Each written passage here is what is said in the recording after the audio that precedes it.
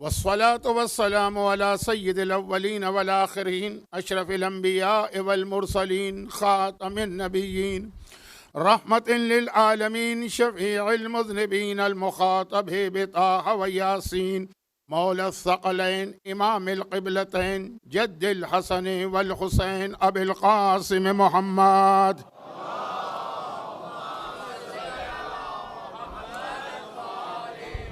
وآله الطيبين الطاهرين المعصومين الذين أذهب الله عنهم الرجس وطهرهم تطهيرا.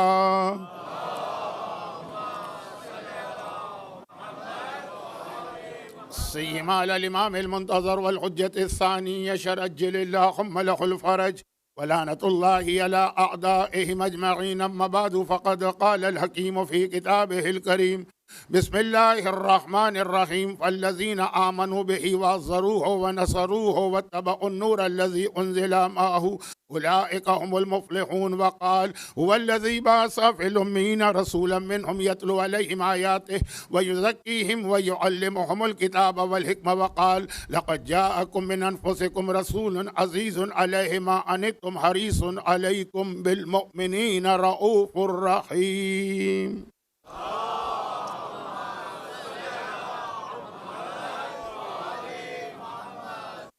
1447 ہجری 1447 ہجرہ کے ایام ازا کا یہ چھٹا عشرہ اور اس کی 7ویں مجلس، اور جو پہلی مجلس سے آج تک اور آج سے لے کے اگر مجھے 50 مجلسیں پڑھنے کا مسلسل موقع ملے تو اس 50ویں مجلس تک جو ایک مسئلہ، ایک پریشانی، ایک مخمصہ کہ قرآن کریم کی کس آیت کو سرنامہ کلام قرار دے کے تلاوت کیا جائے، جگہ جگہ ہر 2-4 صفحوں کے بعد قرآن پیغمبر کے فضائل کا کوئی ایک نیا پہلو پیش کر رہا ہے، ایک نیا لقب ہمارے سامنے آ رہا ہے، ایک نیا قصیدہ قرآن پڑھ رہا ہے، تو کون سی آیت کا انتخاب کیا جائے یہ فیصلہ بھی نہیں کر پاتے ہیں۔ چنانچہ الگ الگ آیتوں کی تلاوت کر کے اس میں وہ مشہور آیتیں چھوڑ کر یا ایھا المدثر نہیں، یا ایھا المزمل نہیں، طٰہٰ نہیں، یاسین نہیں،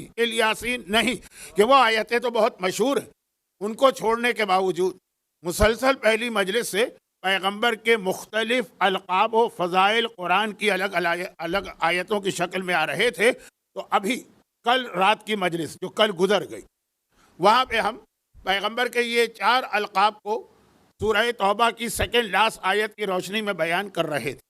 ہو سکتا ہے کہ آج میرا انداز ذرا بہت تیز ہو، فاسٹ ہو، کیونکہ کم وقت میں مجلس بھی پڑھنا ہے، تابوت بھی برآمد ہونا ہے، رسول خدا کو ہمیں اور آپ کو آج سلام بھی پیش کرنا ہے زیارت کی شکل میں۔ نماز میں تو ہم روز السلام علیکم ایھا النبی کہتے ہیں، آج زیارت کی شکل میں۔ تو اتنی ساری چیزیں ایک مجلس میں جمع کرنا ہے، تو ہو سکتا ہے کہ بیان ذرا بہت تیز ہو رہا ہو۔ تو حریص، عزیز، رؤوف، رحیم، یہ وہ 4 القاب تھے جو 2 دن سے سورہ توبہ کی آخری آیت کی روشنی میں آ رہے تھے، اور اس میں جو آخری 2 لقب ہیں اس آیت میں، رؤوف، رحیم۔ لقد جاءکم رسول من انفسکم، دیکھو تمہارے پاس تم میں سے اللہ نے ایک رسول کو بھیجا، عزیز علیہ عنتم، یہ پیغمبر کا پہلا لقب ہے اس آیت میں، عزیز۔ اردو والا عزیز نہیں، عربی میں اس کے معنی الگ ہیں، لیکن میں آج عربی سمجھانے کی پوزیشن میں نہیں ہوں وقت کی کمی کی وجہ سے۔ اسے تکلیف ہوتی ہے، جب تمہیں کوئی تکلیف ہوتی ہے، تمہاری تکلیف کی وجہ سے وہ تکلیف محسوس کرتا ہے۔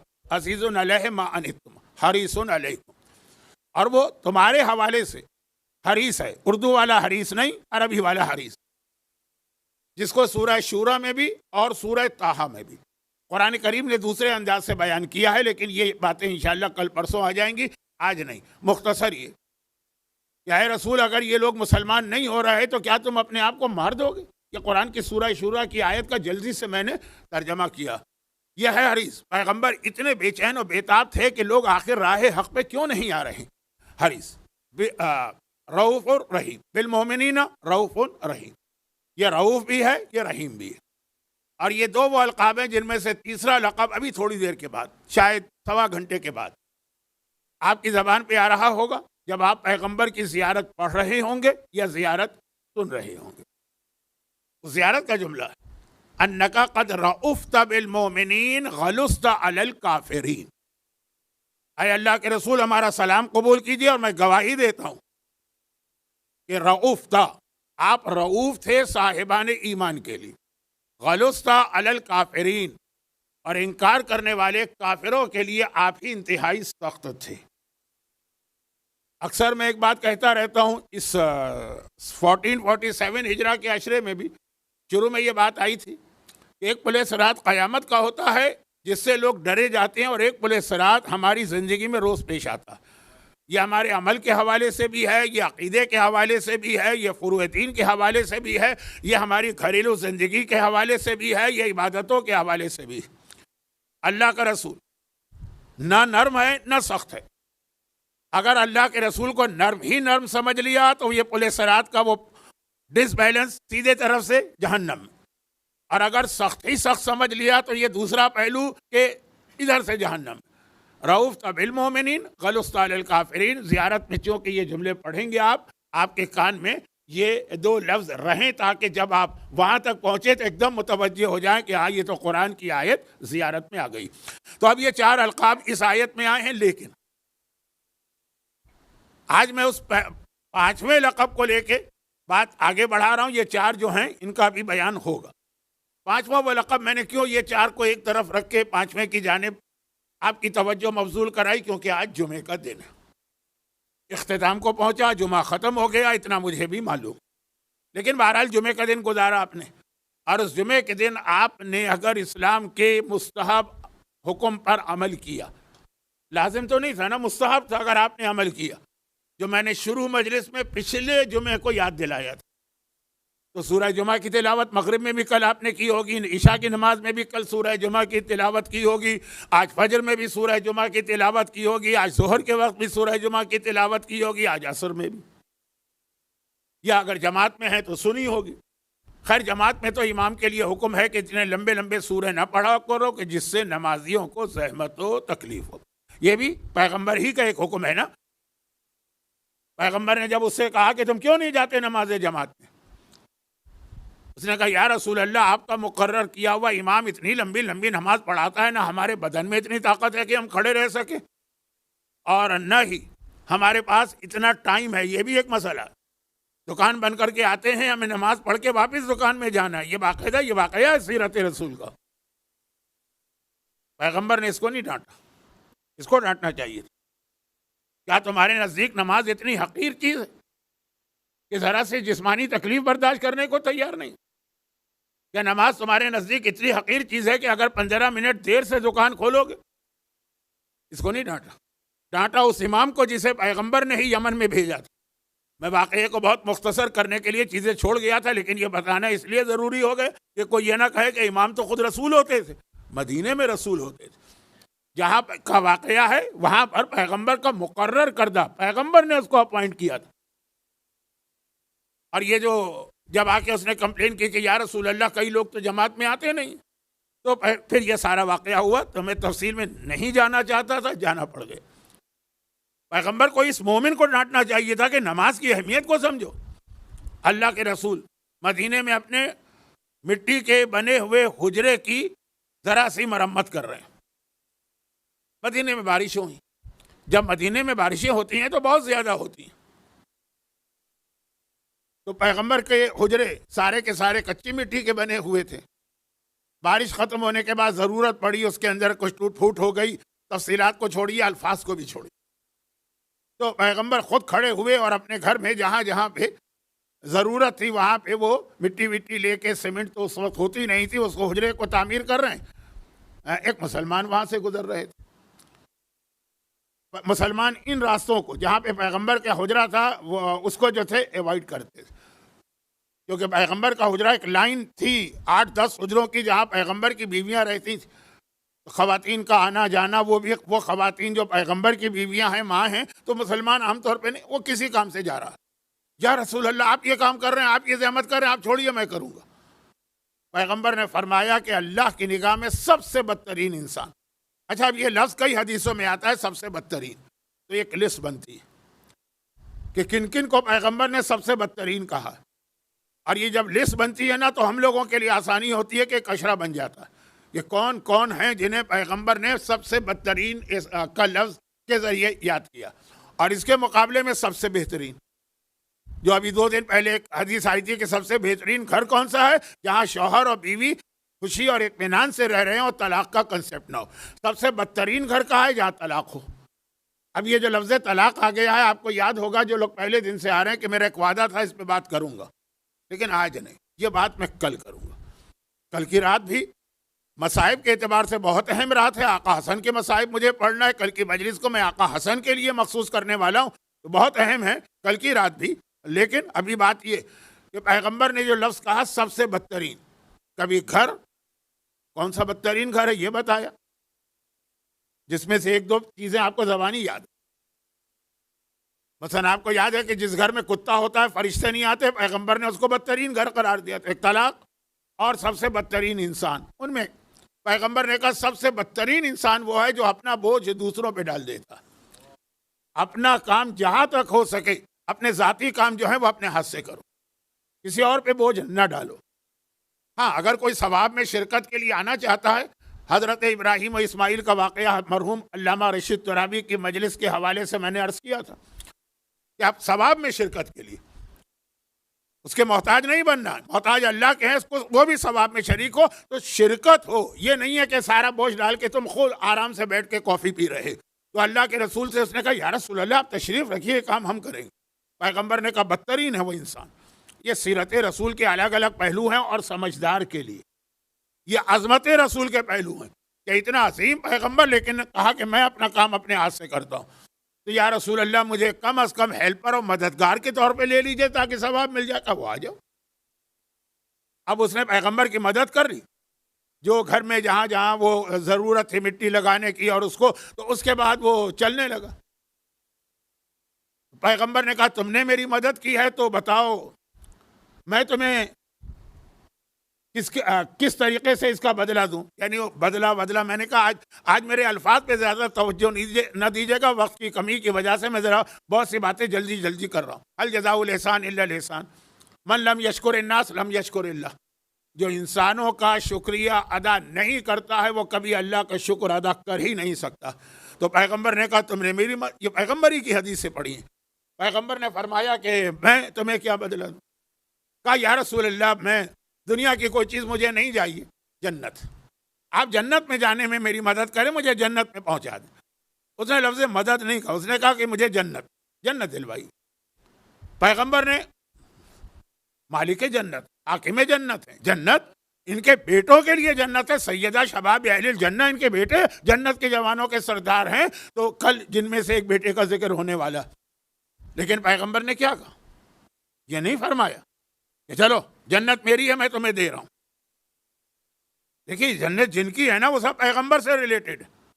قسیم جنت نار پیغمبر کا داماد ہے، جنت کی عورتوں کی سردار پیغمبر کی بیٹی، جنت کے جوانوں کے سردار پیغمبر کے بیٹے، جنت پیغمبر کی ہے۔ اور اس حوالے سے کہ جو قسیم جنت و نار علی رسول کا داماد ہے، بہت اہم حدیث 8ویں امام کی ہمارے پاس، بہت اہم، وہ انشاءاللہ پرسوں کی مجلس میں بیان کروں گا، جہاں 8ویں امام، پرسوں کی مجلس میں نے 8ویں امام کے لیے مخصوص کی ہے، کل کی مجلس آقا حسن کے لیے، آج رسول خدا کا 6 دن کا بیان 7ویں منزل پہ پہنچ رہا۔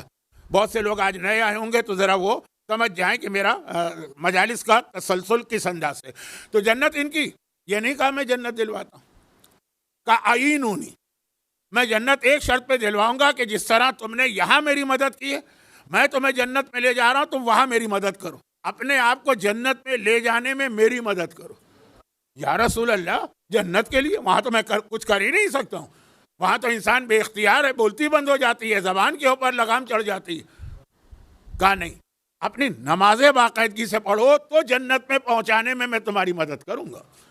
اگر بے نمازی ہو، نماز قضا کرتے ہو، نماز کی جانب توجہ نہیں ہے، نماز سے غافل ہو، تو اللہ کا رسول بھی کہہ رہا کہ تمہارا جنت میں جانا بہت مشکل ہے، ناممکن تو نہیں، حق شفاعت تو ہے رسول کے پاس۔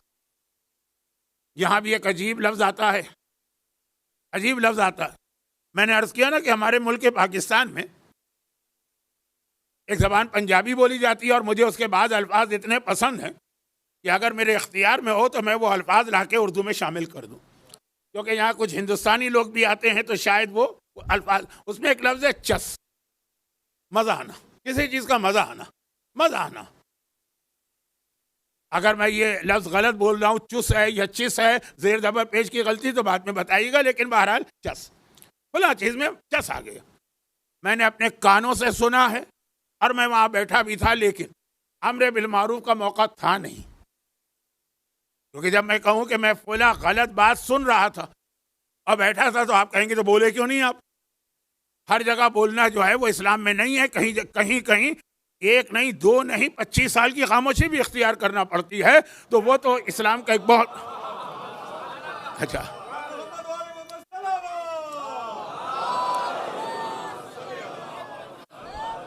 تو یہ ایک لفظ میں نے اپنے کانوں سے سنا، مولا کے حوالے سے اور رسول کے حوالے سے، اور پیغمبر بڑے فخر کے ساتھ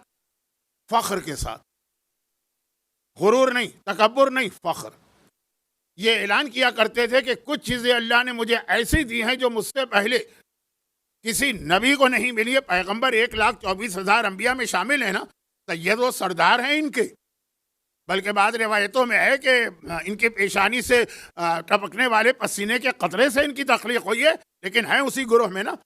تو اکثر پیغمبر جب انبیاء کا ذکر کرتے ہیں تو ایک لفظ استعمال کرتے ہیں، میرے بھائی ابراہیم، میرے بھائی آدم، میرے بھائی، وہ اس اعتبار سے کہ وہ جس گروہ میں شامل ہے۔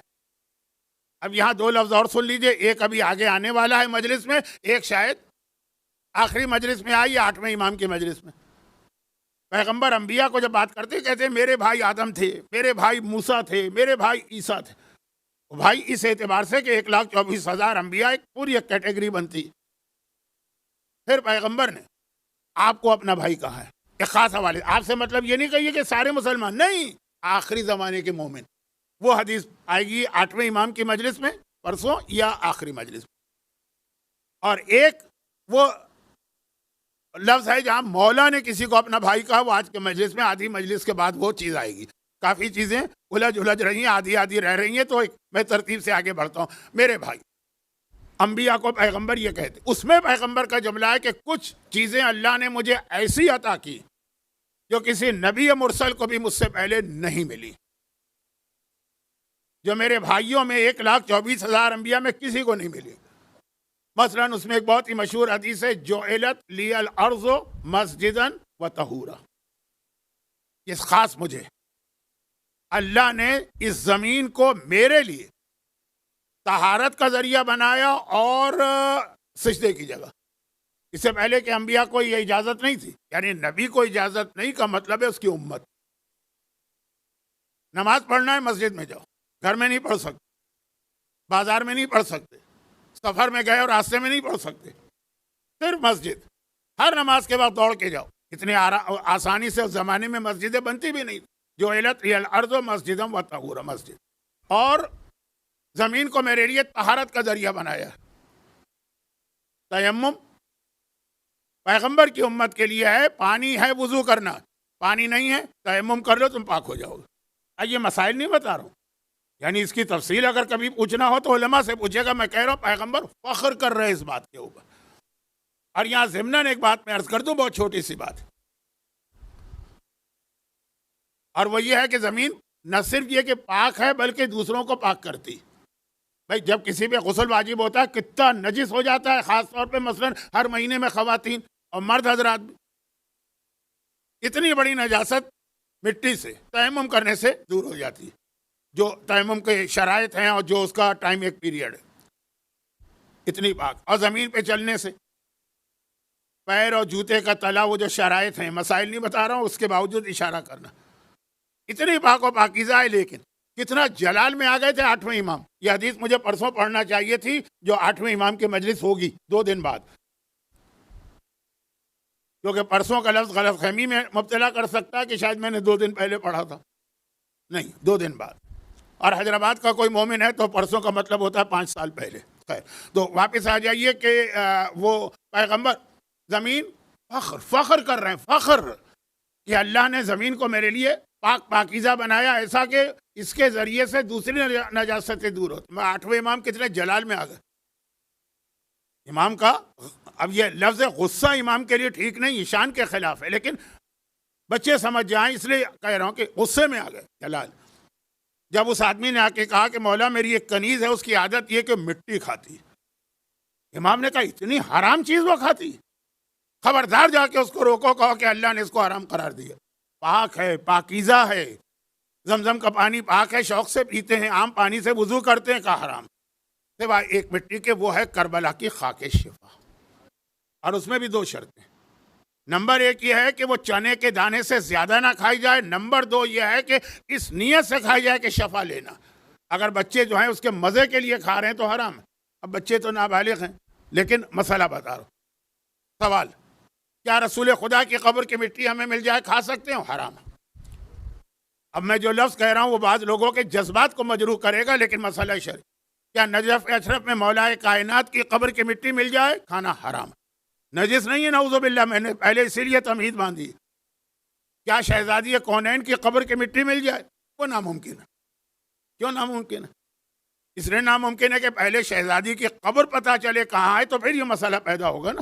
یہ خدائی راز ہے جو زمانے کا امام آ کے ظاہر کرے گا. اس وقت تک کسی کو نہیں پتا شہزادی کہاں دفن کی گئی. لیکن اگر وہ مل جائے مٹی, حرام. صرف یہ کربلا کی خصوصیت, اور وہ بھی 2 شرطوں کے ساتھ, چنے کے دانے سے زیادہ نہ ہو اور شفا کی نیت سے کھائی. مزے کے تحت کھا رہا ہے, جیسے بعض عورتوں میں آج بھی عادت ہوتی ہے مٹی کھانے کی. کون سی ملتانی مٹی ہوتی ہے یا کیا ہوتی ہے؟ تو اب خلاصہ یہ ہے کہ پیغمبر فخر کر رہے ہیں, لیکن اس سب سے زیادہ پیغمبر نے فخر کیا زمین, سجدہ, تیمم, کہ اللہ نے مجھے حق شفاعت دیا. یہاں تک کہ بعض روایتوں میں جملہ ہے کہ قیامت کے دن انبیاء کے رسول سے کہیں گے کہ یا رسول اللہ ہماری امت میں فلاں فلاں گناہگار ہے, آپ اس کی شفاعت کرا دیجیے. وہ نبی آ کے پیغمبر سے, تو یہ حق شفاعت پیغمبر کے پاس اتنا مستحکم اللہ کا تحفہ. مگر اس سے کہہ رہے ہیں کہ نماز کے ذریعے میری مدد کرو تو میں تمہیں جنت میں لے جاؤں گا. اور یہ نماز اللہ کی طرف سے واجب ہے. نہیں, آپ میرا جملہ سمجھے بھی نہیں ہوں گے, میں نے سمجھانے کی نیت سے کہا بھی نہیں. اللہ کی طرف سے واجب. اس جملے کا مطلب کیا ہے کہ جہاں جہاں اللہ ہے وہاں وہاں نماز واجب ہے.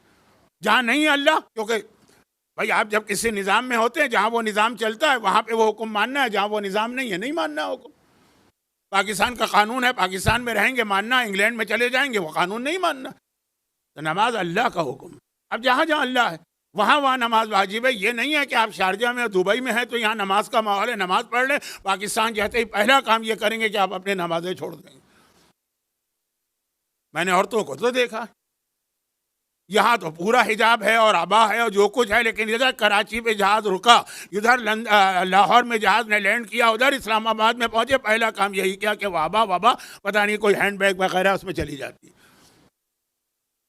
نمازیں یہی لوگ جو یہاں باقاعدہ نمازی ہیں, کراچی جا کے, لاہور جا کے, اسلام آباد جا کے پورے بے نمازی نہ بنے تو گنڈے دار نمازی تو بن جاتے ہیں. 8 کی کھاٹ کی 360 کی. 8 مانے جمعہ, کھاٹ مانے نماز جنازہ, 360 مانے عید کی نماز. یہ محاورہ ہے نا اردو کا کہ جی ہم نماز پڑھتے ہیں لیکن 8 کی کھاٹ کی 360 کی. تو خیر خلاصہ یہ بہت پرانا محاورہ, 200 سال پرانا. اگر یہاں کا اللہ الگ ہے وہاں کا اللہ الگ ہے, بے شک قانون بدل دیجیے. جس ملک میں جائیں وہاں کے اللہ کی بات مانیں. پیغمبر کا تو پہلا ہی جملہ یہ تھا کہ قولوا لا الہ الا اللہ تفلحوا, ایک اللہ کو مانو, لا الہ, اس کے علاوہ سب کا انکار کرو. یہ دیکھیں 2 اللہ کو ماننا ہو گیا.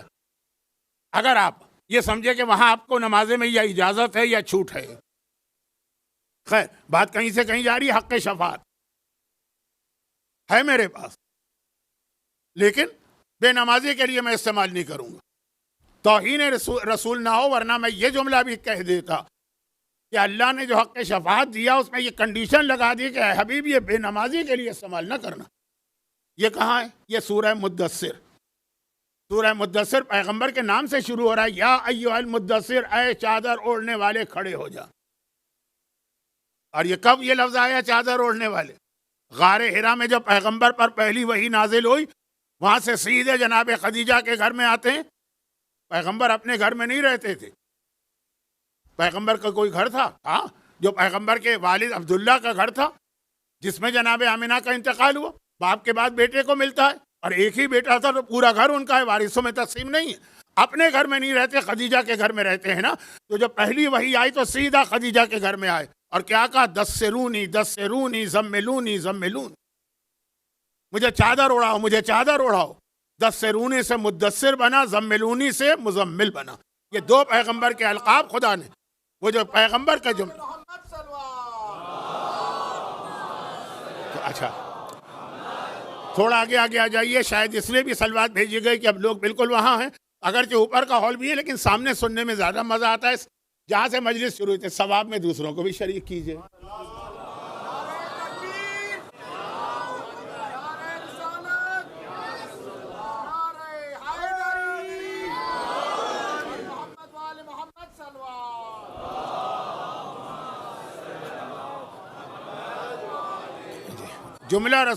جملہ رسول خدا کا تھا، اللہ کو اتنا پسند آیا کہ لقب ہی بنا دیا قیامت تک کے لیے۔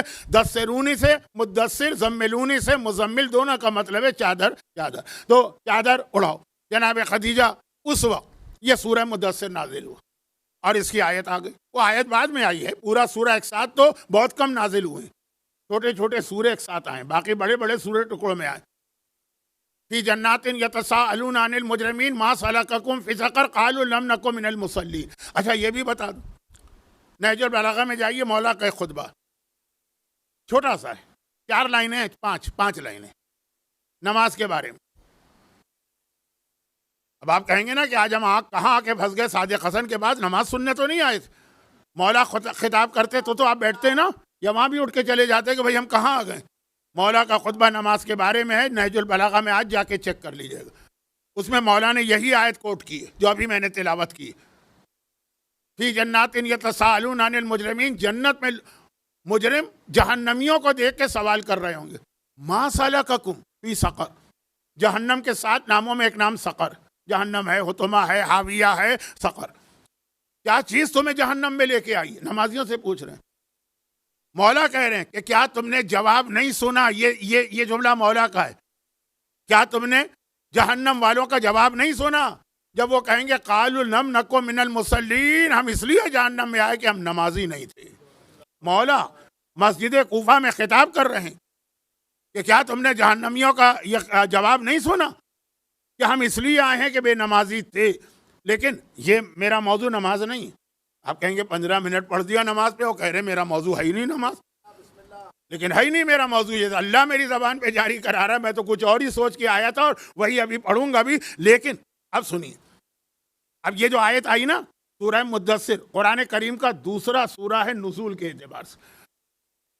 پھر کہہ دوں پورا سورہ نہیں، پہلا سورہ کیا؟ اقرا بسم ربک الذی خلق، خلق الانسان من علق، غار حرا کی پہلی وحی، اسی دن 2 گھنٹے کے بعد دوسری وحی آ گئی، یا ایھا المدثر قم فانذر، اے چادر اوڑھنے والے، پیغمبر چادر اوڑھ کے آرام کر رہے ہیں، کہا کھڑے ہو جاؤ، جا کے لوگوں کو ڈراؤ اور دین کا پیغام پہنچاؤ۔ اسی دن یہ دوسری آیت آئی، اسی دن، اس میں یہ۔ اچھا اب یہ میرا موضوع نہیں تھا، موضوع کیا تھا؟ اس کے بعد کی آیت، قالوا لم نک من المصلین، ہم نمازی نہیں تھے اس لیے جہنم میں آئے۔ تو اس آیت کے بعد کون سی آیت؟ قرآن کہتا ہے فما تنفعهم شفاعت الشافعین، ان گناہ گاروں کے لیے کسی شفاعت کرنے والے کی شفاعت نہیں پہنچے گی۔ ایک ساتھ دو باتیں بتا دی۔ پہلی بات یہ بتا دی کہ ہاں ہیں کچھ شفاعت کرنے والے، لیکن پھر یہ قرآن نے فرمایا کہ وہ ایسے لوگوں کی شفاعت نہیں کریں گے۔ تو میں یہ جملہ نہیں کہہ رہا ہوں کہ اللہ نے پیغمبر کو ان لوگوں کے لیے شفاعت کا حق ہی نہیں دیا ان کو بھی حق ہے، پیغمبر استعمال نہیں کریں گے۔ ہاں ہو سکتا ہے کوئی ایکسٹریم کیس میں کوئی ایسا ہی نیکی کر لے کوئی آدمی، مخیرق ایک نماز نہیں پڑھی سیدھا جنت میں گیا، لیکن یہ واقعات وہ بھی پیغمبر کی زندگی کا واقعہ ہے، جنگ احد کا، وہ بعد میں چھوڑ دیجئے، شاید کل میں امام حسن کی مجلس میں وہ بیان کروں۔ اور میں یہ ابھی سے عرض کر دوں کہ میں نے کل آپ سے ریکویسٹ کی تھی کہ اپنے باپ کے مجلس میں تو آپ جاتے ہیں ایصال ثواب کی، زہرا کے باپ کی مجلس میں بھی آئیے، تو آپ آئے، اور مجھے پتا ہے کہ میرا جملہ سن کے تو نہیں آئے، ویسے ہی آنا تھا۔ اور یاد رکھیے گا کہ جتنا پیغمبر کا غم ہے اس سے زیادہ حسن مشتبہ کا غم منایا گیا۔ پیغمبر کا جنازہ چھوڑ دیا لوگوں نے، لیکن رہا تو نہ سالم. حسن کا جنازہ تو تیروں سے چھل نہیں ہوا. وہ بہرحال کل بات ہوگی. تو ابھی میں عرض کر رہا ہوں حق شفاعت ہے. قرآن نے کہا یہ لوگ استعمال نہیں کریں گے بے نمازی کے لیے. اب بے نمازی کی ایک کیٹیگری وہ بھی ہے جو نماز پڑھتا ہے اور غلط پڑھتا ہے. لیکن یہ تو موضوع ہی نہیں تھا. پتہ نہیں بات کہاں سے کہاں جا رہی ہے. میں واپس آتا ہوں. چس پنجابی زبان کا ایک لفظ اب میں اپنے کانوں سے سن رہا ہوں. وہ مثال دے رہے ہیں کہ میں گاڑی میں بیٹھ کے جا رہا تھا پاکستان میں. پولیس نے مجھے روک لیا. جو پاکستان کے لوگ ہیں ان کو پتا ہے پولیس کس طرح کہتی ہے. کاغذات دکھاؤ. کاغذات بھی نہیں کہہ پاتے بیچارے. کاغذات دکھاؤ. کاغذات. لائسنس دکھایا. روڈ ورتھی سرٹیفکیٹ ہوتا ہے. مینٹیننس کا ہوتا ہے. ٹیکس بھرا ہوا ہے. پتہ نہیں کیا کیا چیزیں ہوتی. میں آج تک کسی بھی گاڑی کی ڈرائیونگ سیٹ پہ نہیں بیٹھا لیکن کاغذات سب دکھا دی. اس نے کہا اچھا سارے کاغذات جاؤ میں تمہیں ایک فیور کرتا ہوں چلے جاؤ. اب وہ مثال دے رہے ہیں. کون سا جو ممبر پہ بیٹھے. یہ کوئی فیور ہوا؟ میں نے اس سے کہا یہ کہ تم نے کیا فیور دیا. میرے پاس تو ساری چیزیں کمپلیٹ تھی. مجھے تمہارے فیور کی ضرورت ہی نہیں تھی. کیا میں نے ایسی غلطی کی ہے یا کیا کمی ہے کہ تم مجھے فیور دے رہے ہو. ساری چیزیں. یہ فیور نہیں. فیور کیا تھا؟ میں جا رہا ہوں میرے پاس لائسنس ہی نہیں ہے. بغیر لائسنس کے گاڑی چلا رہا ہوں. میری گاڑی کے اندر ہر چیز بولتی ہے سوائے ہارن کے. میری گاڑی کے اندر بریک کام ہی نہیں کرتا ہے. اس نے روک لیا. سب کچھ دیکھا. اچھا ٹھیک ہے تم شکل سے شریف آدمی لگتے ہو. جاؤ میں فیور کرتا ہوں چلے جاؤ. آئندہ احتیاط کرنا. کہا یہ ہے فیور. اگر قیامت کے دن ہم نماز روزہ حج جہاد حجاب داڑھی گانے سے بچے حرام سے بچے شراب سے بچے اور پھر مولا نے کہا میں تمہیں جنت میں لے جاتا ہوں تو یہ کیا شفاعت ہوئی. چس ہی نہیں آیا. چس تو اس وقت آئے گا ہم بے نمازی ہیں ہم شرابی ہیں ہم جواری ہیں ہم بے حجاب ہیں ہم داڑھی منڈوانے والے ہیں ہم ہر وقت حرام کھانے والے. مولا کا اچھا تم میرے چاہنے والے ہو اب جاؤ جاؤ چلے جاؤ جہنم میں. جنت میں تمہارے لیے راستہ ہمراہ کرتا ہوں. تب چس آئے گا شفاعت کا. باقاعدہ مثال بھی ایسی دے رہے ہیں کہ چھوٹے بچے کے ذہن میں بیٹھ بھی جائے تو سمجھا ہی نہیں گیا شفاعت کو. لیکن یاد رکھیے کہ پیغمبر نے فخر کیا ہے کہ یہ گفٹ ہے اللہ کا جو اللہ نے خاص مجھے عطا کیا. لیکن جب اس نے کہا کہ یا رسول اللہ آپ نے خود مجھ سے سوال کیا اس لیے میں کہہ رہا ہوں کہ آپ نے سوال کیا نا کہ بھائی تم نے میری مدد کی میں تمہاری کیا مدد کروں جنت لے جائیے. پیغمبر نے کہا نہیں یوں جنت نہیں جا سکتے. آئینونی آپ عربی اتنی جانتے ہیں. آئینونی سے بنا اعانت تعاون. تم بھی میرے ساتھ کچھ تعاون کرو اور اپنی نمازیں باقاعدگی سے پڑھتے رہو پھر میں تمہاری شفاعت کروں گا.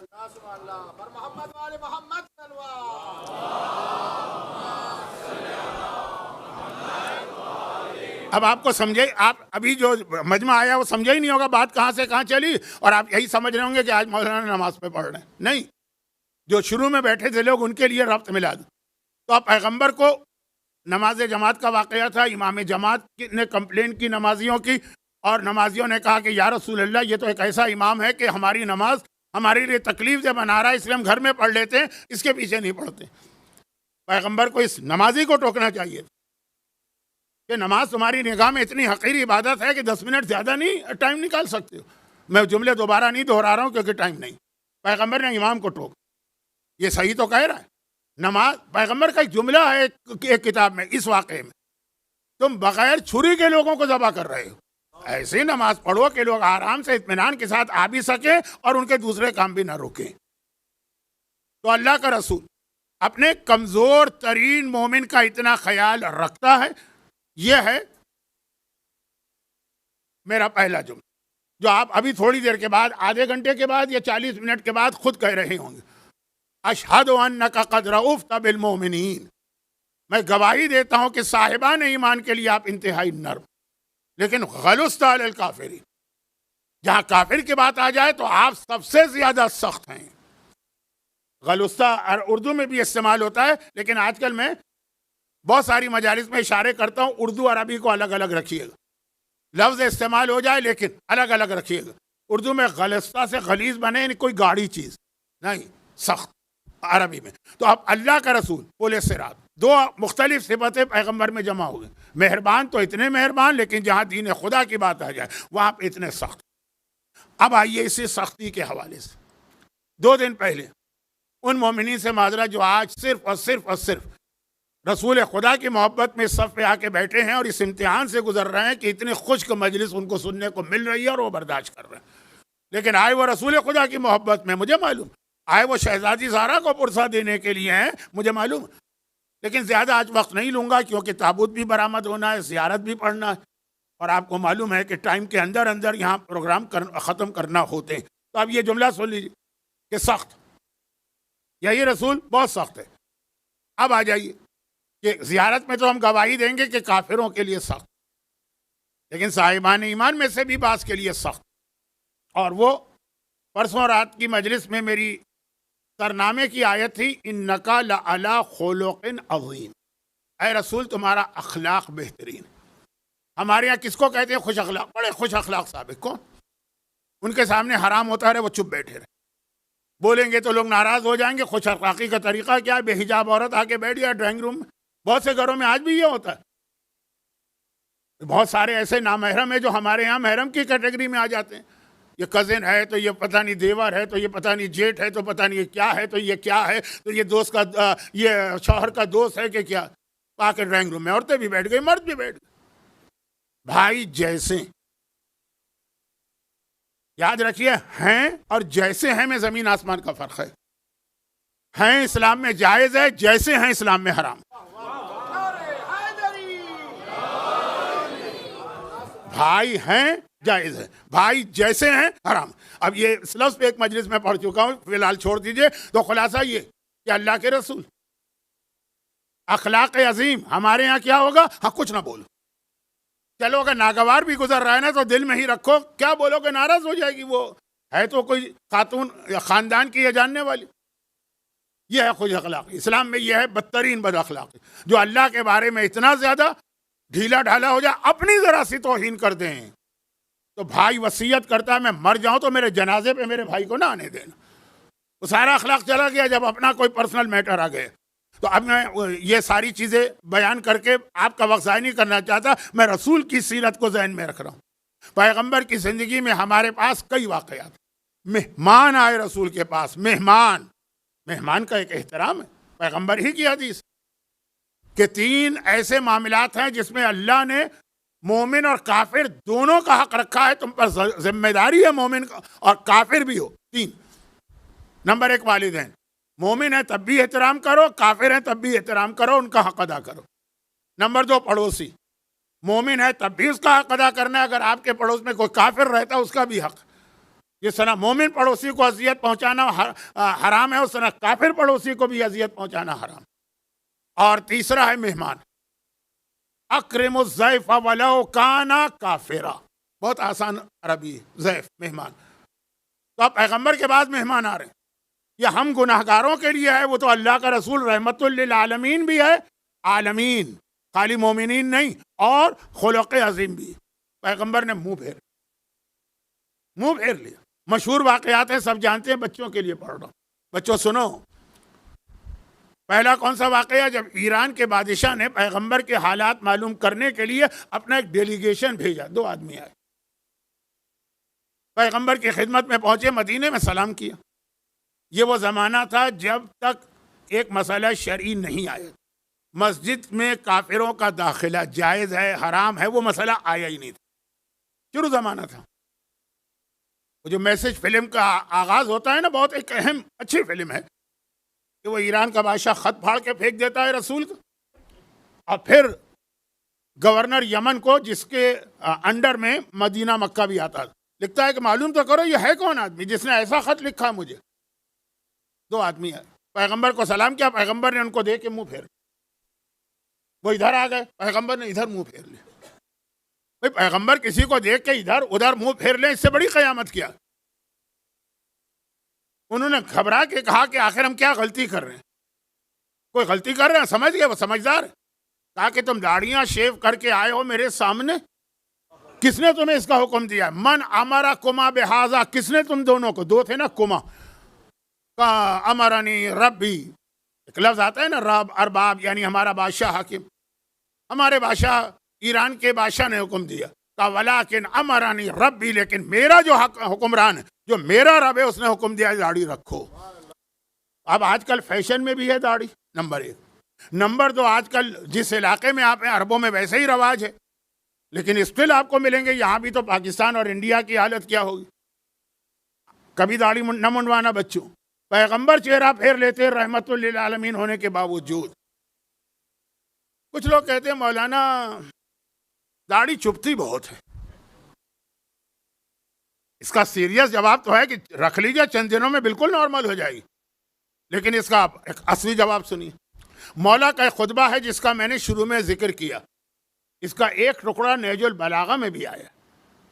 شیخ عباس قمی نے منتہی الاعمال میں مولا کا پورا خطبہ لکھا، عجیب خطبہ مولا دے رہے ہیں۔ مولا کے خطبے کی خاصیت کیا ہے کہ سننے والوں پہ اثر ہونا، وہ روئیں۔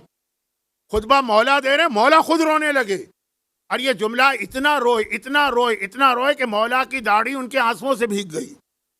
اور کیا ہے خطبے میں؟ صرف یہ ہے کہ مولا کہہ رہے ہیں کہ اینا اخوانی۔ یہ بات ہو رہی ہے ماہ سفر کی، سفر کا مہینہ ابھی ختم نہیں ہوا، جنگ صفین میں پیغمبر کے بعض بزرگ صحابی بھی شریک ہوئے تھے۔ عمار یاسر 90 سال کے تھے، شریک ہوئے تھے، صرف اس لیے کہ حق کا ساتھ دینا ہے، وہ شہید ہوئے۔ اسی ماہ سفر میں عمار یاسر کی شہادت ہوئی شروع میں۔ 90 سال کا بوڑھا میدان میں، قرآن کہتا ہے کہ بوڑھے آدمی پہ جہاد ساقط ہے لیکن شامل ہوا۔ بڑا عجیب جملہ کہا جو میں ممبر سے کہہ نہیں سکتا۔ اس میں خزیمہ ابن ثابت انصاری شریک ہوئے تھے، پیغمبر کے جوانی کے صحابی، بوڑھے ہو گئے تھے، شریک ہوئے تھے۔ یہ دونوں شہید ہوئے اسی ماہ سفر کی جنگ صفین۔ اب اس کے مہینے کی آخری تاریخیں تھی اس وقت۔ مولا رو رہے ہیں، اینا اخوانی، ارے کہاں چلے گئے میرے بھائی؟ خالی یہ نہیں کہا اینا عمار، اے عمار مجھے چھوڑ کے تم کہاں چلے گئے؟ دیکھیں کہ انداز ہوتا ہے کسی کو یاد کرنے کا۔ اینا ابن التیحان، 99% لوگوں نے تو یہ نام بھی نہیں سنا ہوتا، ابن التیحان ہیں کون، جن کو یاد کر کے مولا رو رہے ہیں۔ اینا خزیمہ، ارے خزیمہ تم کہاں چلے گئے؟ اینا تو جانتے ہیں آپ، عربی کا لفظ ویئر، کہاں چلے گئے تم لوگ؟ یہ نام تینوں لیے مولا نے۔ یہ خطبہ جو شیخ عباس نے لکھا ہے، اس کے یہ شروع کے جملے نہج البلاغہ میں آئے۔ اس کے بعد مولا نے کہا کہاں گئے وہ لوگ جنہوں نے تلاوت قرآن کی تھی اور اس کا حق ادا کیا تھا؟ تلاوت قرآن یہ نہیں ہے کہ آیتیں پڑھ کے گھر چلے گئے، تلاوت قرآن یہ ہے کہ جو اس میں حکم آیا اس کی خاطر اپنی جان دے دو اور اپنی گردن کٹوا لو۔ کہاں گئے یہ لوگ کہ جن کے کٹے ہوئے سر میری محبت میں سر کاٹے گئے اور فاسقوں کے سامنے لے جائے گئے؟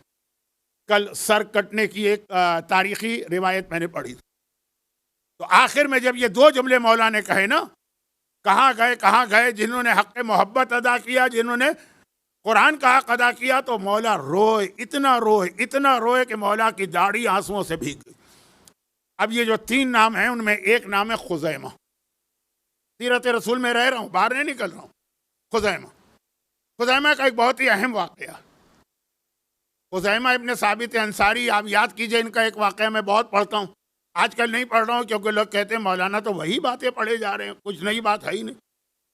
بچے کہتے ہیں کہ بھائی یہ آپ نے اشارہ کیا، یہ کیا تھا؟ ہم کو تو نہیں پتا، یہ میرا پل صراط ہے۔ ان کے لیے واقعہ پڑھوں تو بوڑھے ناراض ہوتے ہیں، بوڑھوں کے لیے چھوڑ دوں تو بچے گھبرا جاتے ہیں۔ خیر آگے بڑھتے ہیں۔ خزیمہ کا یہ واقعہ آپ نے کم سنا ہوگا۔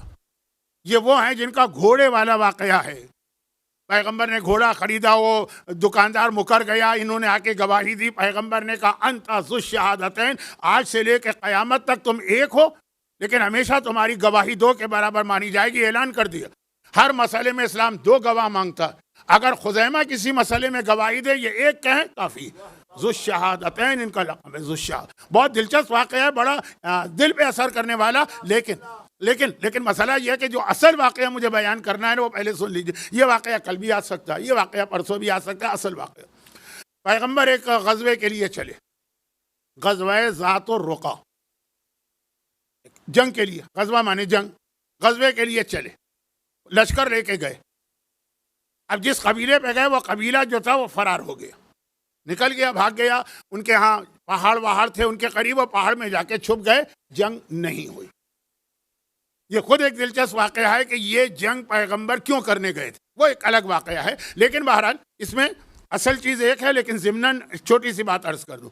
اب قبیلہ ہے ہی نہیں، غائب ہو گئی، پہاڑوں پہ چلے گئے، چھپ گئے۔ چنانچہ پیغمبر بغیر جنگ کے آنے لگے۔ اب وہ لفظ میری سمجھ میں نہیں آتا کہ احترام رسالت بھی باقی رکھنا ہے اور واقعہ بھی آپ تک پہنچانا ہے۔ اصل واقعہ نہیں، اس سے پہلے کا ایک ضمنی واقعہ۔ اب جب آ رہے تھے تو ایک دن میں تو مدینہ نہیں پہنچتے نا، سفر کرتے ہیں، پھر شام ہو جاتی ہے تو اسٹے کرتے ہیں، پھر اگلی صبح چلتے ہیں۔ تو قافلہ روکا، پیغمبر کو مثلاً اب یہ لفظ پیشاب کی حاجت ہوئی تو پیغمبر جہاں قافلہ رکا ہے تو آبادی ہے سامنے، جنگل ہے، کھیت ہے، جھاڑیاں ہیں، تو پیغمبر وہاں گئے۔ اچھا، اب ادھر جہاں قافلہ رکا ہے وہ ذرا ہموار زمین تھی، ایسی جگہ تو قافلہ رکے گا۔ پھر وہاں پہ ایک نالا تھا، کیونکہ آج کل پاکستان میں کراچی کی بارش سے لے کر خیبر پختونخوا تک کی بارشیں ذہن میں رکھی، ایک نالا، سوکھا نالا، پیغمبر اس کو کراس کر کے وہاں چلے گئے جھاڑیوں۔ ابھی پیغمبر وہاں ہیں اور آ رہے ہیں کہ اتنی تیز اور اچانک بارش ہوئی، جسے آج کل کیا کہتے ہیں کلاؤڈ برسٹ ہو گیا۔ ایک دم سے اس نالے میں پانی آیا اور اتنی تیزی سے آیا اور اتنا زیادہ آیا۔ سیرت رسول ہے۔ اب ظاہری اعتبار سے پیغمبر یہ نالا کراس نہیں کر سکتے، چنانچہ پیغمبر وہیں بیٹھ گئے۔ یہ جتنی تیزی سے پہاڑیوں سے بہہ کے پانی آتا ہے، یہ اتنی تیزی سے آگے نکل جائے گا، تھوڑی دیر میں خالی ہو جائے گا، چلے جائیں گے۔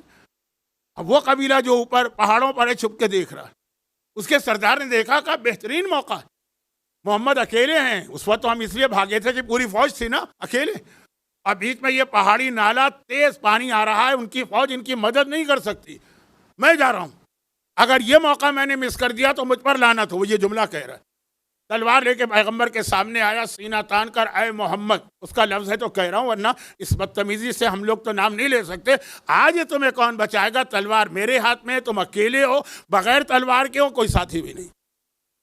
اب پیغمبر نے اسی اطمینان کے ساتھ جو قرآن کریم نے آقا حسین کی خاصیت بتائی، یا ایتھا النفس المطمئنہ، اسی اطمینان کے ساتھ پیغمبر نے کہا میرا اللہ مجھے بچائے گا۔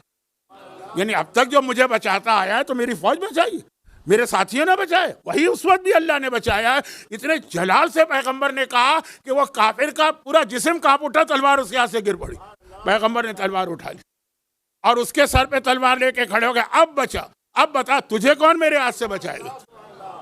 اب وہ گھبرا گئے، وہ تو اللہ کو تو نہیں مانتا، کہا اب تو صرف آپ ہی ہیں جو مجھے بچا سکتے۔ پیغمبر نے کہا اسلام قبول کر لے، بچ جائے گا۔ کہا تلوار سر پہ ہو پھر بھی میں اسلام قبول نہیں کروں گا، ورنہ عرب کی عورتیں بھی میرا مذاق اڑائیں گی، لیکن ایک وعدہ کرتا ہوں، آج کے بعد نہ کبھی آپ کے سامنے آؤں گا، نہ کبھی کسی مسلمان کو نقصان پہنچاؤں گا۔ اسلام تلوار سے تو نہیں پھیلتا ہے نا۔ پیغمبر نے تلوار دے دی، کہا چلے جا، اور وہ چلا گیا۔ اتنی دیر میں وہ نالا خالی ہو گیا تھا، پیغمبر ادھر آ گئے۔ اب یہ واقعہ جو ہے نا یہ چل رہا ہے آگے۔ ضمناً میں اس لیے یہ بات بیان کر رہا ہوں کہ سیرت رسول کا یہ واقعہ بہت کم لوگوں نے سنا ہے، لیکن اسی جنگ میں یہی لشکر آ رہا ہے۔ اب رات کو ٹھہرا تھا، صبح چلا، پھر اگلی رات آ گئی، اب مدینہ قریب، پھر رات کا وقت آیا۔ پیغمبر نے فرمایا کہ دیکھو وہ سردار تو چلا گیا، لیکن لگ رہا ہے کہ اس کا قبیلہ کہیں پیچھے نہ ہو۔ تو میں پیغمبر کا جملہ، میں یہ سوال کرتا ہوں تم میں کوئی ہے کہ میں رات کو سوؤں اور وہ میرا پہرا دے اور میری حفاظت کرے؟ جو اکثر میں ایک جملہ کہتا ہوں کہ اسلام اس چیز کا قائل نہیں ہے کہ آپ کے بس میرا اللہ پہ بھروسہ ہے چنانچہ میں کوئی کام نہیں کر رہا ہوں۔ جو خودکشی ہوتی ہے نا، جیسے آپ چلتی گاڑی کے نیچے اپنے آپ کو نہیں لا سکتے ہیں کہ جی اللہ پہ بھروسہ ہے، اس طرح اور بہت سارے کام ہیں۔ کل رات کی مجلس کیا تھی؟ دعا۔ تو دعا کے حوالے سے یہ بہت اہم پیغام ہے کہ کوشش تمہیں کرنا ہے، لیکن آج نہیں۔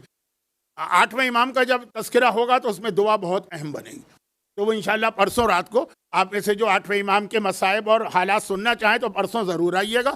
لیکن ابھی آ جائیے کہ پیغمبر نے اعلان کیا میں آرام کرنا چاہتا ہوں، مسلسل سفر ہے، سبھی آرام کریں، لیکن کوئی میری حفاظت کرے۔ 2 آدمی کھڑے ہو گئے، ایک مکے کے مہاجرین میں سے تھے اور ایک مدینے کے لوکل باشندے جن کو انصار کہتے ہیں۔ مہاجرین میں کون کھڑے ہوئے؟ عمار یاسر۔ اور لوکل لوگوں میں کون کھڑے ہوئے؟ یہ خزیمہ ابن ثابت انصاری۔ میرے ذہن میں ہے کہ یہ واقعہ میں نے کیوں شروع کیا، آپ ادھر ادھر چکرا رہے ہوں گے، لیکن بہرحال ابھی دیکھیے ربط ملتا۔ دونوں نے کہا یا رسول اللہ آپ آرام کریں، ہم ساری رات آپ کا پہرا دیں گے۔ پیغمبر اپنے خیمے میں چلے گئے۔ اب ان دونوں نے آپس میں طے کیا، عمار و خزیمہ نے، کہ آدھی آدھی رات بانٹ لیتے ہیں، آدھی رات ایک پہرا دے، دوسرا آرام کرے، اور پھر وہ جاگ جائے اور پہلا والا جا کے آرام کرے۔ خزیمہ نے کہا کہ پہلی آدھی رات میں پہرا دوں گا، اور عمار تم باقی آدھی رات پہرا دینا۔ طے ہو گیا۔ عمار، اب یہ لوگ خیمے کے باہر ہیں، باقی سب مسلمان خیموں میں ہیں، یہ خیمے کے باہر ہے، پہرا دینا ہے نا۔ عمار سو گئے، خزیمہ جو تھے وہ سورج ڈوبنے سے لے کے آدھی رات۔ اب ہوا یہ تھا کہ وہ جس قبیلے سے پیغمبر جنگ کرنے کے لیے گئے تھے اور بغیر جنگ کے آ گئے، اس کی ایک عورت گرفتار ہو گئی تھی۔ اس نے کوئی ایسی شرارت کی تھی، حرکت کی تھی، ساری باتیں میں بیان کرتا ہوں تو پھر تو کم از کم 3 گھنٹے مجھے چاہیے، نہ میری طاقت اب رہی ہے، اب جوانی تو ہے نہیں، نہ یہاں کے حالات میں مناسب ہے، نہ آپ کا حوصلہ، کیونکہ آپ مجھے سننے نہیں آئے۔ آپ اس وقت بھی بے چین ہوں گے کہ کب ختم ہوتی ہے مجلس، ختم ہونے والی، بس آپ کا صبر اب جواب دے رہا ہے اور میری طاقت بھی جواب دے رہی ہے، دونوں مل کر مجلس کو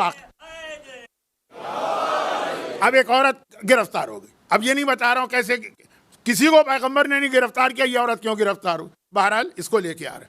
اس وقت اس کا شوہر قبیلے میں نہیں تھا۔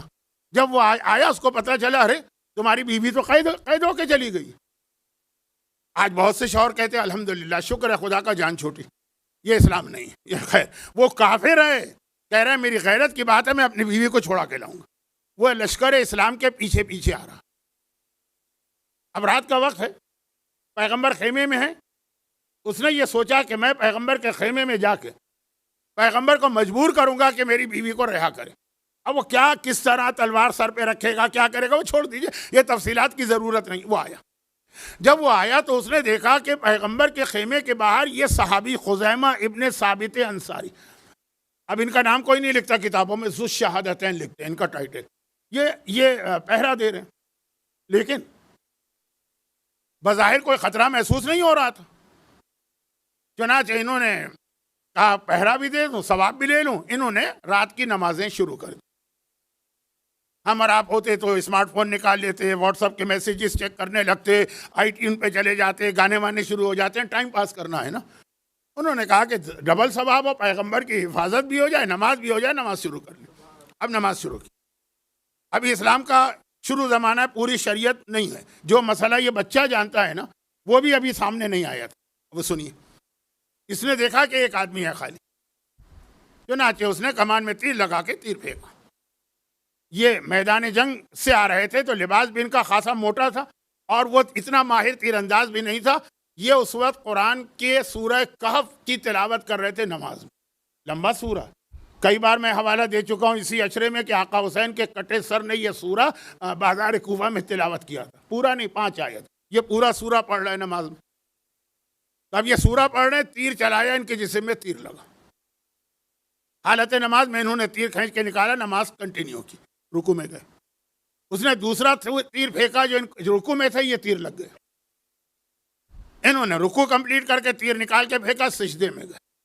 اس نے تیسرا تیر پھینکا جو ان کے جسم میں لگ گیا، 3 تیر نکال پھینکا، اب نماز ختم ہو گئی۔ دوسری رکعت تھی، تشہد سلام پڑھ کے نماز ختم ہو کے جو کھڑے ہوئے تو وہ بھاگا۔ ایک تو اس نے دیکھا کہ میرا نشانہ کتنا کچا نشانہ ہے، اور پھر مسلمان جاگ گیا، وہ بھاگا۔ لیکن یہ اس کا بھاگنا، ان کا تیر نکالنا، وہ تیروں کے آنے کی آواز، عمار یاسر کی آنکھ کھل گئی۔ طے ہوا تھا نا کہ آدھی رات تک تم سو گے، میں تم کو جگاؤں گا۔ آنکھ کھل گئی، گھبرا کے پوچھا یہ کیا ہوا؟ بدن سے خون بھی جاری ہو رہا ہے، بہت زیادہ نہیں کیونکہ تیر بہت صحیح جگہ نہیں لگا تھا، اور یہ کہ خون بھی جاری ہو رہا ہے، آواز بھی تھی، شور بھی تھا، تیر بھی نظر آ رہا ہے ان کے ہاتھ میں، تینوں تیر۔ کیا ہوا؟ کہا یہ واقعہ ہوا۔ عمار نے حیران ہو کر کہا تو پھر تم نے کیوں نہیں پہلا تیر لگتے ہی کیوں نہیں اس کا مقابلہ کیا؟ مقابلہ کیا کرتے؟ پہلا تیر لگتے ہی اگر اس کو دیکھ لیتے، اس کی طرف متوجہ کرتے، وہ بھاگ جاتا۔ وہ تو چور بن کے آیا تھا نا، فوج لے کے تو نہیں آیا۔ عمار نے کہا میں نماز پڑھ رہا تھا، اور مجھے پیغمبر کی حدیث یاد ہے کہ جب مومن نماز شروع کرے تو نماز نہیں توڑ سکتا۔ اب آج یہ مسئلہ بچے کو بھی پتا ہوگا کہ اگر جان خطرے میں ہو تو نماز توڑنا واجب ہے۔ اس وقت یہ مسئلہ سامنے نہیں آیا تھا، اس واقعے کے بعد یہ مسئلہ آیا۔ ان کے واقعے کی وجہ سے شریعت میں یہ مسئلہ ایڈ ہوا۔ اس وقت تھا نماز پڑھو اور نماز ختم کرو، نماز نہیں توڑ سکتے، حرام ہے نماز توڑنا، اس وقت تک یہ تھا۔ کہا پیغمبر کی حدیث مجھے یاد آ گئی کہ اگر نماز شروع کر دی ہے تو توڑ نہیں سکتے، نماز مکمل کرنا ہے۔ میں نے کہا تیر لگا، تکلیف ہوئی، خون نکلا، لیکن پیغمبر کا فرمان ہے نماز نہیں توڑ سکتے ہو، میں نہیں توڑوں گا۔ اور پھر مجھے پیغمبر کی ایک اور حدیث یاد آ گئی۔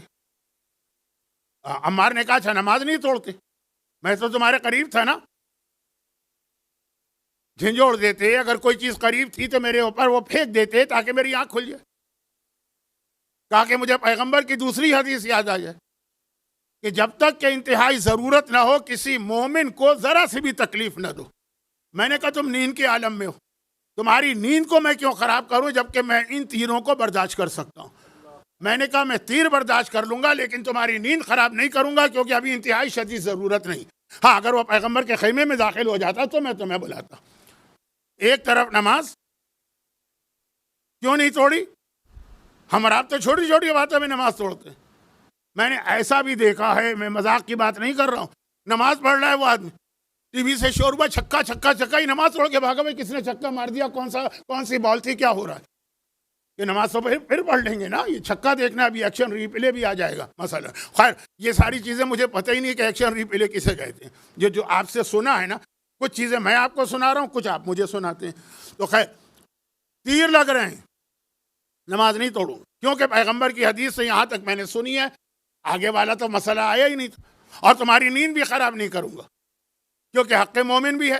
اب دیکھیں اطاعت رسول بھی چل رہی ہے، نماز نہیں توڑنا، اور حق مومن بھی چل رہا ہے، ان کی نیند خراب نہیں کرنا۔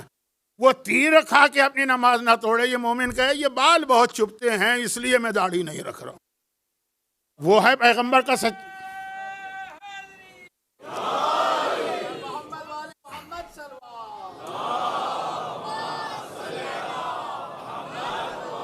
وہ ہے پیغمبر کا سچا ماننے والا، یا وہ ہے جو چند بالوں کی چبھن کی وجہ سے فعل حرام کر رہا؟ دیکھیں بات یہاں سے چلی تھی، لیکن اہمیت نماز، لیکن قرآن کریم نے نماز میں بھی کہا فویل للمصلین، بعض نمازیوں کے لیے تباہی، اور ان میں بدترین نمازی جو آخر میں آیا یمنعون الماعون۔ یہ معون کا لفظ ہے بہت اہم لفظ، اور اس میں اب یہ وقت نہیں ہے، میں جلدی سے ایک بات کر رہا ہوں، اس میں یہ شامل ہے۔ اب یہاں توازن تھا نا کہ حق اللہ نماز بھی ادا کرنا ہے، حق مومن عمار یاسر کی نیند بھی۔ اسی طرح سے اسلام نے اسی بیلنس کو آگے بڑھایا ہے کہ حق اللہ میں وہ خمس و زکوٰۃ بھی دینا ہے، اور پیغمبر کی محبت میں اور آل رسول کی محبت میں اپنے مال کا ایک حصہ بھی خرچ کرنا۔ وہاں یہ نہ پوچھنا کیا مجھ پر واجب ہے، واجب سے بھی زیادہ اہم ہے اگر تمہارا ایک درہم بھی رسول و آل رسول کے لیے استعمال ہو، یہ عزا خانے، یہ امام بارگاہ علی رضا، یہ صف اعضاء، یہ سال کے 200 پروگرام، یہ مجلسوں کا انعقاد، یہ نیاز کا انعقاد، کیا آپ کے بغیر ہو سکتا ہے؟ اور اگر ہو بھی سکتا ہے فرض کیجئے تو ثواب میں تو شریک ہونا ہے نا۔ یہ 2 دن سے میں کہہ رہا ہوں، ابراہیم اپنے بیٹے کو ثواب میں شریک کرنے کے لیے موت کی خبر دے رہے ہیں، موت کی بات آ چکی، آج بھی آیا ثواب میں شریک۔ تو آپ کو معلوم ہے کہ یہاں کا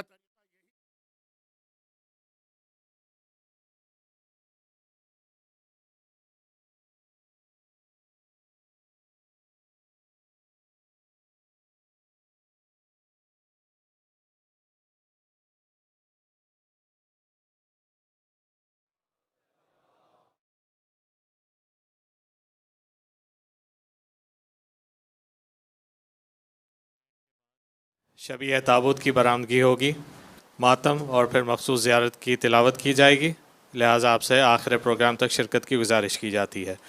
اگلی 3 مجالس جو کہ بہت اہم ہیں، ان کے پروگرام کی تفصیل اس طرح سے ہے کہ کل رات کی مجلس میں ذکر شہادت کریم اہل بیت امام حسن مجتبیٰ علیہ السلام کیا جائے گا۔ اللہم صلی علی۔ بروز اتوار 29 صفر المظفر کی رات کی مجلس میں ذکر شہادت غریب طوس امام علی ابن موسیٰ الرضا علیہ السلام بیان ہوگا۔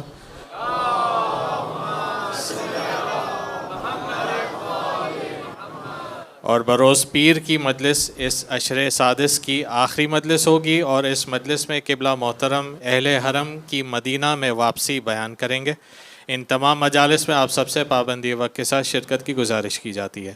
ایام اعزا کی مجالس انشاءاللہ 9 ربیع الاول تک جاری رہے گی۔ آپ سب سے گزارش ہے کہ ایسے ہی کثیر تعداد میں اور ایسے ہی جذبہ ایمانی کے ساتھ ان تمام مجالس میں تشریف لاتے رہیں۔ ایک سورہ فاتحہ کی التماس ہے۔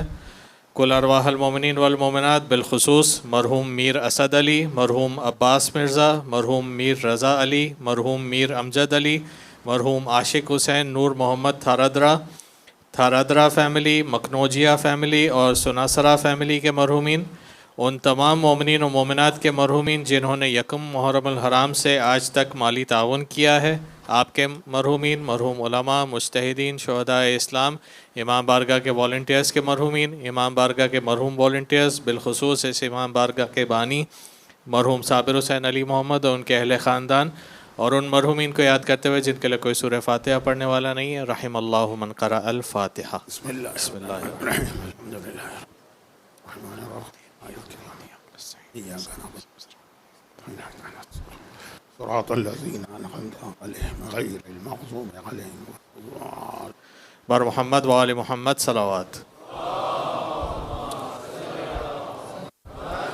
اور یہاں پہ یاد رکھیے جو ابھی میں نے کہا کہ نماز، حق مومن، دونوں میں بیلنس۔ اور ایک واقعہ جو اصل میں مجھے پڑھنا تھا اور میں نہیں پڑھ پایا، رسول کے دشمن رسول کو دنیا میں آنے سے پہلے ہی ختم کرنا چاہتے ہیں۔ دادا پہ حملہ ہوا عبد المطلب، لیکن ان کو بچانے کے لیے اللہ نے ان کا نام ہی بدل دیا۔ نام تو ان کا شیبۃ الحمد ہے نا۔ آج آپ اس مجمع کے سامنے شیبۃ الحمد کا نام لیں تو 90% لوگ کہیں گے کس کا ذکر ہو رہا ہے؟ عبد المطلب کا ذکر ہو رہا ہے۔ یہ نام کیوں بدلا؟ کیونکہ جو دشمنان اسلام تھے ان کی کتابوں میں تھا شیبۃ الحمد کا رسول کا دادا۔ وہ شیبۃ الحمد کو ڈھونڈتے رہے عبد المطلب جوان و طاقتور ہو گئے۔ پھر جناب عبداللہ پہ حملہ ہوا، یہ رسول کے بابا ہیں، اور ان کا حملہ کامیاب ہو گیا۔ رسول کو زہر دے کے عبداللہ کو زہر دے کے مدینے میں شہید کر دیا۔ اب وہ اطمینان ہو گیا کہ باپ ہی نہ رہا تو بیٹا کہاں سے ہوگا؟ مکے والوں سے پوچھا ان کی کوئی اولاد ہے؟ کوئی اولاد نہیں، لا ولد۔ اور اطمینان، ارے 3 4 5 سال بعد پتہ چلا کہ اولاد تھی، کیونکہ جناب آمنہ اس وقت پریگننٹ تھی، رسول پیدا نہیں ہوئے تھے۔ اور تو وہ تو اطمینان سے بیٹھ گئے نا کہ جب باپ مر گیا، کوئی اس کا بیٹا نہیں ہے، تو اس کا مطلب کہ رسول نہیں آئے دنیا میں۔ جب 5 6 سال بعد پتہ چلا کہ نہیں، وہ تو بیٹا پیدا بھی ہوا اور اتنا 6 سال کا ہو گیا، کہا اب اس کا خاتمہ کرو۔ لیکن 2 دفعہ وہ چوٹ کھا چکے تھے، کہا پہلے کنفرم کر لو کہ یہ واقعا وہی رسول ہے جو ہماری کتابوں میں، دادا کے معاملے میں ہم دھوکہ کھا گئے، باپ کے معاملے میں تو پیغمبر پہ انہوں نے پہلے پہچان، کیسے پہچانے؟ وہ بڑا دلچسپ واقعہ۔ اس کا خلاصہ یہ تھا کہ رزق حرام کھلانے کی کوشش کی گئی۔ اور رسالت و امامت کی خاصیت یہ ہے، جملہ سنیے گا، آگ کھا لیں گے، موسیٰ نے انگار رکھے کہ نہیں رکھے، زہر کھا لیں گے، حسن مجتبیٰ نے زہر کل جو آپ مصائب سنیں گے، زہر کھا لیں گے، آگ کھا لیں گے، رزق حرام نہیں کھائیں گے۔ یہ رزق حرام اتنی مذمت ہے۔ زہر کھا لیں گے، زہر کھایا یعنی کھائے کا لفظ اچھا نہیں ہے، نوش کیا یہ بھی اچھا نہیں ہے۔ زہر کے لیے کیسے کہوں نوش کیا؟ کتنے معصومین زہر سے شہید ہوئے، پتا تھا نا زہر کھا لی، رزق حرام نہیں۔ اور اگر موقع ملا تو کل میں ذرا سا یہ واقعہ بتاؤں گا تاکہ اور یہ بات آپ کے سامنے کھل کے آ جائے۔ نعوذ باللہ، آپ کے لیے جملہ نہیں کہہ رہا ہوں، ایک محاورتاً کہہ رہا ہوں۔ آپ معصوم امام کو زہر دے دیجئے، وہ امام کھا لیں گے، آگ دے دیجئے کھا لیں گے، رزق حرام ان کی خدمت میں پیش کیجئے نہیں کھائیں گے۔ رزق حرام کیا ہے؟ کسی مومن کا مال آپ نے دبا لیا۔ اب مومن کا یہ حق ہے کہ اس کا حق اس کو دیا جائے، اور اس کے لیے پیغمبر نے خود اپنے آپ کو پیش کیا۔ ماہ سفر کی آخری تاریخیں ہیں، وفات کے مصائب شروع ہو گئے، پیغمبر کی زندگی کا آخری سفر آ گیا جس کے لیے آج آپ یہاں پہ آئیں۔ پورے مہینے میں پیغمبر تقریباً بیمار رہے، بلکہ مجھ سے پوچھیے تو غدیر خم کے اعلان کے بعد سے ہی پیغمبر کو بیمار کر دیا گیا بس، اور پیغمبر مسلسل بیمار چلے آ رہے ہیں۔ ماہ سفر میں پیغمبر کی کمزوری اور بڑھ گئی۔ انشاءاللہ کل آپ امام حسن کے مصائب میں جملہ سنیں۔ دیکھیے ایک منزل آتی ہے نا کہ انسان اپنے سے زیادہ اپنی اولاد کے مصائب پر روتا ہے، رسول اپنے سے زیادہ حسن کے مصائب پر روئیں گے۔ تو آپ کل آئیے امام حسن کو پرسہ دینے رسول خدا کو، دیر سے آئیے، آخر میں آئیے کہ مصائب سن لیں اگر تقریر نہیں سننا۔ لیکن بات یہ ہو رہی تھی کہ رسول 2 مہینے عوام کے سامنے سے نہیں، بیمار ہے، حجرے میں لوگ تڑپ رہے ہیں۔ ہم رسول کی صبح دوپہر شام رات زیارت کرتے تھے، اب محروم ہیں۔ ایک دن پیغمبر نے کہا کہ اے علی، اور اپنے چچا عباس کو بلائے، آج میں مسجد میں جانا چاہتا ہوں، آخری بار مسلمانوں سے ایک بات کرنا، تو مجھے لے چلو، لیکن پہلے اعلان کر دو تاکہ سب لوگ آ جائیں۔ مدینے میں اعلان ہو گیا کہ آج اللہ کے رسول مسجد میں خود تشریف لا رہے ہیں۔ 2 مہینے سے لوگ ایک جھلک دیکھنے کے لیے تڑپ رہے تھے، کہاں خود پیغمبر آ رہے، جو جہاں تھا اپنا کام چھوڑا، وہاں سے بھاگ کے آیا، کھیتوں کو چھوڑا، بازاروں کو چھوڑا، دکانوں کو چھوڑا، کھیل کود کو چھوڑا، سب مسجد میں آ گیا، پورا مدینہ جمع ہو گیا۔ تب پیغمبر اس طرح اپنے حجرے سے نکلے کہ ایک طرف سے مولا نے سہارا دیا ہے، ایک طرف سے جناب عباس۔ لوگ حالت دیکھ رہے، اتنے کمزور کہ چلا نہیں جا رہا ہے۔ پیغمبر بسد مشکل منبر پہ آئے، تشریف فرما ہوئے، اور ایک جملہ کہا کہ اب میں دنیا سے جا رہا ہوں اور میں نہیں چاہتا کسی کا حق میری گردن پہ باقی رہے۔ اگر کسی کا کوئی حق ہے تو ابھی مجھ سے مانگ لے، قیامت کے دن مجھ سے سوال نہ کرے۔ یہ وہ تو نہیں کہہ سکتا نا جو شفیع المذنبین ہے، جو قیامت کے دن کا مالک۔ یہ ہمارے آپ کے لیے میسیج ہے، لیکن خالی زبانی نہیں، عملاً۔ ارے آپ حضرات نے تو 2 جملے سنے میرے اور آپ تڑپ اٹھے۔ بعض محبت کرنے والے تو فریاد کرنے لگے ہیں۔ مدینے کی اس وقت کی حالت دیکھتے، رسول خود سامنے ہیں اور اپنی زبان سے کہہ رہے۔ پیغمبر نے دوبارہ دہرایا، ہے کوئی جس کا کوئی حق ہے لے لے مجھ سے آج۔ تیسری مرتبہ کہا، کوہرام بپا ہو گیا، لوگ مسجد کی دیواروں سے اور ستونوں سے سر ٹکرانے لگے، یا رسول اللہ بس کرے، اب ہم سے نہیں سنا جا رہا ہے۔ مگر ایک مسلمان کھڑا ہو گیا اور کہا کہ یا رسول اللہ، چونکہ 3 بار آپ نے کہا تو میں آپ کے کہنے پہ کہہ رہا ہوں کہ ایک مرتبہ مال غنیمت جمع ہو رہا تھا فلاں جنگ میں، سارا سامان آ رہا تھا، سب مجمع آ رہا تھا دیکھنے کے لیے کیا آ رہا ہے کیا آ رہا ہے، تو آپ اپنے کوڑے سے لوگوں کو دور کر رہے تھے کہ پیچھے ہٹ جاؤ پیچھے ہٹ جاؤ، آپ کا کوڑا میرے بدن سے ٹکرا گیا۔ پیغمبر نے کہا میرا کوڑا، آؤ اپنا حق لو، قصاص لو، اپنا بدلہ لو۔ مسلمانوں نے اس کو دیکھا، کہا تجھے کیا ہوا ہے؟ پیغمبر کو دیکھ رہا ہے کتنے بیمار ہیں۔ کہا یا رسول اللہ میں بیٹھ جاتا ہوں، میں اپنا حق نہیں لیتا ہوں، یہ لوگ مجھ سے ناراض ہیں۔ پیغمبر نے کہا خبردار کوئی نہ بولے، میرا اور اس کا معاملہ ہے، قیامت کا حساب کتاب کوئی کسی کی مدد نہیں کرے گا۔ تو آگے وہ قریب آ گئے، کہا یا رسول اللہ ایک کوڑا آپ نے مارا تھا، مجھے مارنا ہے۔ پیغمبر نے حسن کو بلایا، حسین کو بلایا، حسن و حسین بیٹا جاؤ حجرے میں، جو میرا کوڑا ہے وہ لے کر آؤ، جو کوڑا میرے ہاتھ سے اس کے لگا ہے وہی کوڑا لے کر آئے حسنین۔ اب جب کوڑا لے کر آئے، پیغمبر ممبر سے اترے، اس نے کہا یا رسول اللہ میں کرتے کے اوپر تو کوڑا نہیں ماروں گا، کیونکہ جب آپ نے کوڑا لگایا تھا اس وقت میرا اوپر کا جسم جو تھا وہ بغیر لباس کے تھا۔ پیغمبر سمجھ گئے اچھا، چنانچہ پیغمبر نے اپنی کرتے کے بٹن کھولے اور کرتے کو تھوڑا سا نیچے کیا، تھوڑا سا نیچے کیا تاکہ وہ جسم تھوڑا نظر آئے۔ مسلمانوں کی چیخیں نکل گئیں۔ اب تو جب لباس ذرا سا نیچے ہوا، نعوذ باللہ توہین کے لیے نہیں کہہ رہا، پیغمبر کے جسم کی ہڈیاں نظر آ رہی ہیں، گوشت تو ہے ہی نہیں، اتنے دنوں کی بیماری، اتنا کمزور رسول، اور تو انہیں کوڑا مار رہا ہے۔ پھر وہ پیچھے ہٹا۔ پیغمبر نے کہا خبردار کوئی کچھ نہ بولے۔ وہ کوڑا لے کے آگے بڑھا، پیغمبر کے قریب پہنچا، لیکن بجائے کوڑا مارنے کے چیخیں مار کے رویا، کوڑا پھینکا، جو دونوں شانوں کے بیچ میں مہر نبوت تھی اس پہ ٹوٹ پڑا، بوسے پہ بوسے، بوسے پہ بوسے، بوسے پہ بوسے۔ یا رسول اللہ میں اور آپ کے کوڑا مارتا، یہ ہمت، یہ میرے اندر، یہ میری مجال، میں تو اس کی زیارت کرنا چاہتا تھا اور اس کو بوسہ دینا چاہتا تھا۔